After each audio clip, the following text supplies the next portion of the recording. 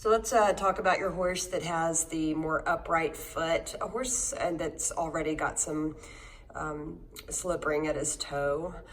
He's developed a toe abscess, which is indicative that that slip ring is beginning to decay. Anyway, pretty much any horse needs to have a rolling action at the toe, but especially an upright footed horse. I mean, honestly, a long, slopey pastern, long-toed horse, I mean, they benefit extremely from having the toe where it can roll.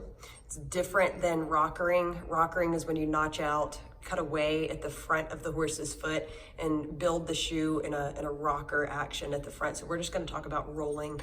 I'm going to show you a shoe that does not have rolling action. As you can see, it's blunt to the ground. You can push on the toe and it does not move. Push on this toe and it does move. So you can see that your breakover is enhanced. Excuse me, I want to talk about enhancement and not fasting. The only way you can speed up a horse's breakover is if someone else has already slowed it down by leaving the toe too long. So you're not going to speed up a horse's maximum breakover, but you can aid its health of the foot by allowing the horse to have a nice breakover. These shoes without a breakover in them, you can forge one in or ground one however you like. I'm going to take this down and put the shoe back up here, and I'm going to show you this. The cool thing about these steel shoes is that they wear so slowly. They're such tough, material. This horse was shod and reshod with this shoe for about 6 settings, or 6 months maybe, which is about 6 settings for me because we do them every 4 weeks, 5 weeks here. So anyway, you can see where he has worn this toe where he does have a roll to it. This is the exact same shoe, so this is kind of what it looks like worn down. These are just regular old Sure-Fits.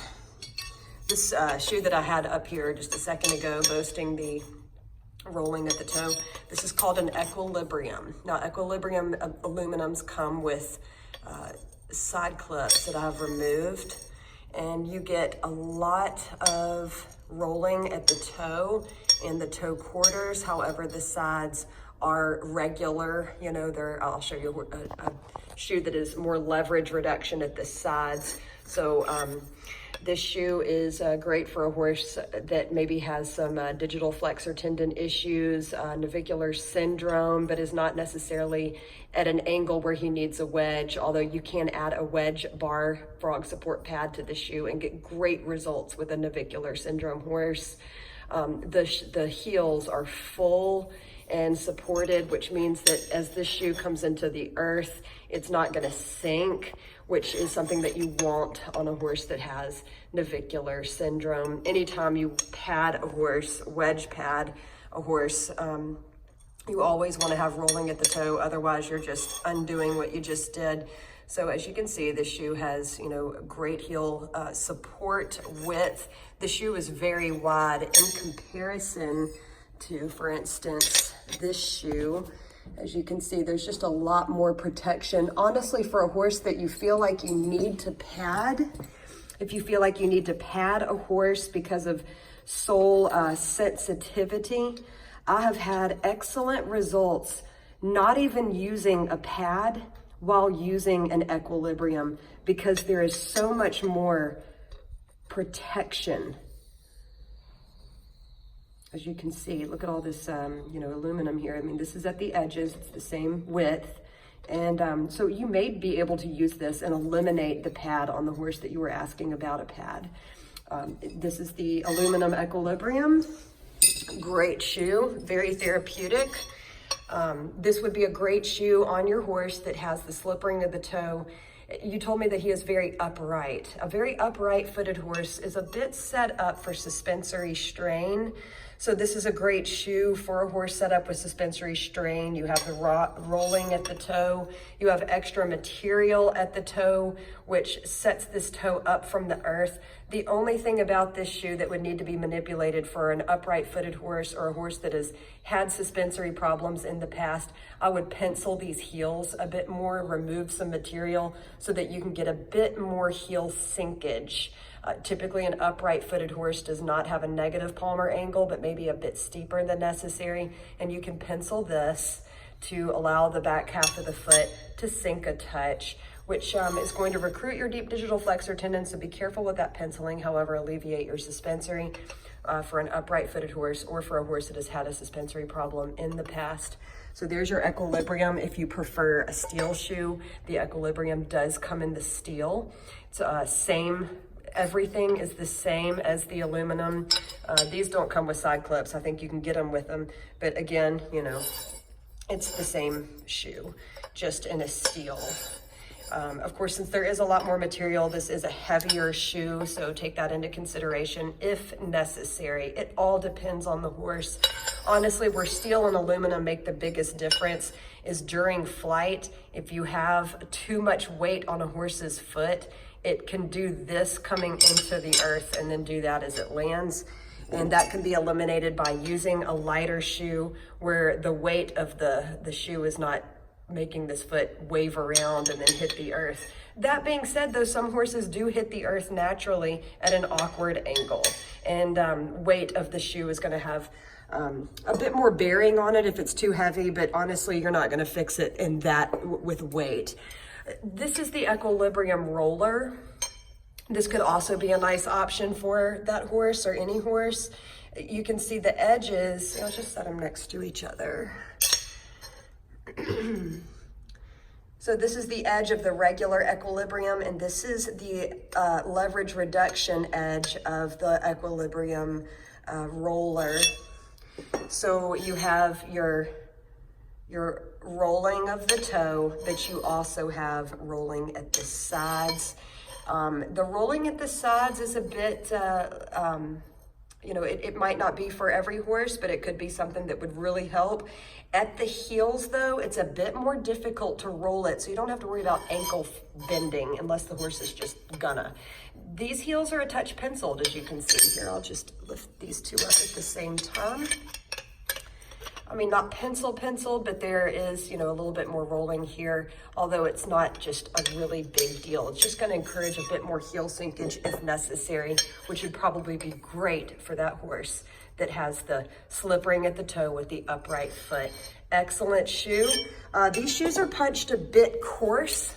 They really are. So if you needed to remove a touch of material to get these nail holes closer to the edges of a thin-walled horse, or you can pop these in the forge and knock you some nails that are just slightly bumped over. It just depends on how you would like to do that. So anyway, there's that. This is the double S roller, and again, you've got your leverage reduction at the sides, and of course at the toe, and you know, the other thing about these shoes is that they're all shaped like. They're all shaped like a horse's foot. They're rounded. And what I mean by that is this is the natural balance, PLR. Interesting concept. You know, we've got leverage reduction here, although it's a bit bumpy. And of course the rolling at the toe. However, the shape of it is really not the shape of a horse's foot. You have to make a horse's foot be square, and so there you go. That's the change. What happens is you're supposed to set the natural balance really, really far back behind the toe. Otherwise, your toe quarters are going to be binding the horse's foot. The problem with that is that oftentimes overextended use of neglecting to allow the toe to be loaded along with the rest of the foot is that you're going to overload your quarters, bruise these, and then your toe is going to come flaky and weak, and the foot can get a little bit sick in that manner. So those are the equilibrium roller. This is not an equilibrium, this is a double S, but these three are equilibrium. This equilibrium roller, these just have the nice rolled toe, and then this was a double S roller. You can find this in a steel. And of course, you know, this comes in a steel. I don't believe that comes in a steel. These shoes can be bought from wellshod.com. Okay, so while we're talking about breakover, I'm just gonna show you an example of what happens when we use a wear plate in aluminum. Wear plates in aluminum are popular because it keeps your aluminum from wearing out. The problem is that you can see in 4 weeks, this horse's wear pattern he tried to put a roll in the toe, but the wear plate eliminated that from happening. Aluminum wears very quickly, even at the heels. So as you can see, where this shoe started out very flat, after 4 weeks of use, the wear plate did not allow the front of the shoe to wear the same amount as the heels. So we actually have a very slight reverse wedge, not enough to cripple this animal, but I do prefer aluminum shoes that do not have a wear plate, or steel, because steel just doesn't have a wear plate. This is an aluminum shoe that does not have a wear plate, and it's flat. You could either grind one in or just put this on and the horse will grind it in for you within about, a week. Let's talk about the rim pad shoes. This is the Kirkhart Blue Bond. Of course, this is for a racehorse. It has a bit of a toe grab. I don't even like those at all, but some people prefer them, so you got to carry them. The Blue Bond rim pad is for horses that are having difficulty with the concussion. Some people feel like aluminum shoes don't dissipate vibration as well as steel. So anyway, this Blue Bond is a bit stouter, so you don't get nail wallering. I do not, this is a no vibe. I don't like these shoes because the pad is too squishy and it causes nail wallering. So that's just something to think about before you go with a rim pad that's built in. That's what I've got on shoes. While we're here, these are, I have a lot of different metal shoes everywhere, but these are some of the more popular ones for barrel racers. If you feel like you need a rim for that added traction, this is the Triumph Light or the Triumph Full, just a little bit thicker webbing here. These are great shoes for barrel racing, and if you wanted to do that, but they wear really nice. They already have a touch of, roll here, but it's not like really, really nice like the Equilibrium, but it will wear very quickly because it is a rim and there's not a lot of material here binding it. So anyway, they do make the aluminum version of the Triumph, but it does have that wear plate, and you're gonna find that awkwardness. Let me just explain why there's copper in here. Some people like it, so I gotta carry it, but that copper shoe, I used it just to see, and shoot. I took the shoe off just to see what it looked like underneath there in about 2 weeks, and all of the copper was gone. So if there's any benefit to having copper next to your horse's foot, it's just copper plated and it's all gone. So there's that. Anyway, I hope this helps.